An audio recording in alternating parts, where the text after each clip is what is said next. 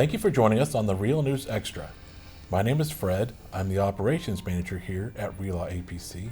And joining me today is Jennifer Felten, the principal and founder of Relaw APC.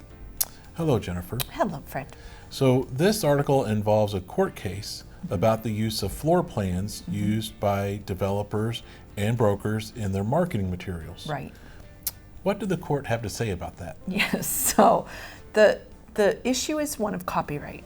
Okay. Right. So when we create something, we can protect it via the copyright system, and that can happen for writings, it can happen for music, it can happen for architectural designs, right? Anything that you create that is unique and not created by AI, you're allowed to protect via the copyright system. Okay. So in this case, there were developers with projects and realtors who were designing floor plans, right? Technology today can take a picture and build a floor plan that's not the architectural drawing of the architect, but is the design of the architect. So the question is, where's that line? Where does the copyright shift from their actual drawings to another rendering of the same thing? Right? And the court sided with the real estate side, saying, yes, the architectural design is copyrightable, but the visual representation of a property is not. Okay.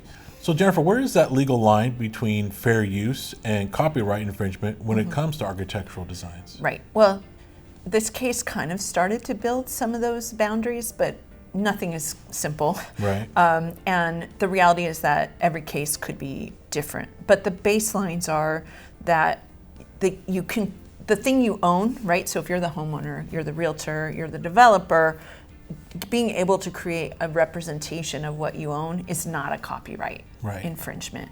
But if you're starting to use things that are actual representations, documents drafted by the architect, right? So their content versus you creating your own content from the same thing. So it's like the Mona Lisa or a rendering of the Mona Lisa, right?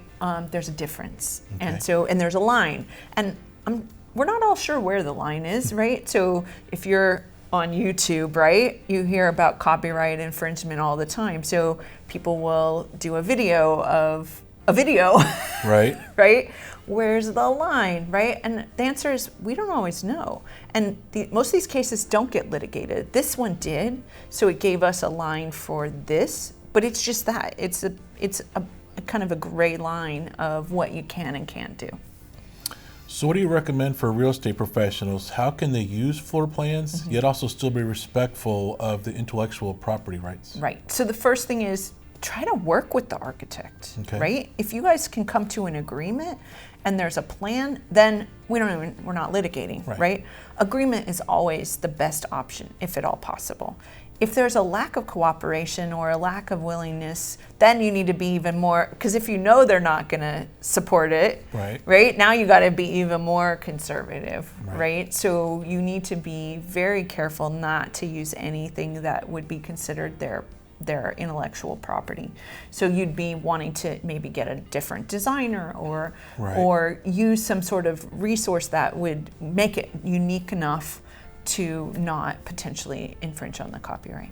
So talk to them before, not after, during the court case. That is usually the best bet. Got it. Right. Got it. Okay, well, thank you. And thank you for joining us on the Real News Extra. If you're enjoying this content, I invite you to click on like or subscribe. And of course, click that little bell for future notifications. My name is Fred, and I look forward to seeing you on the next episode.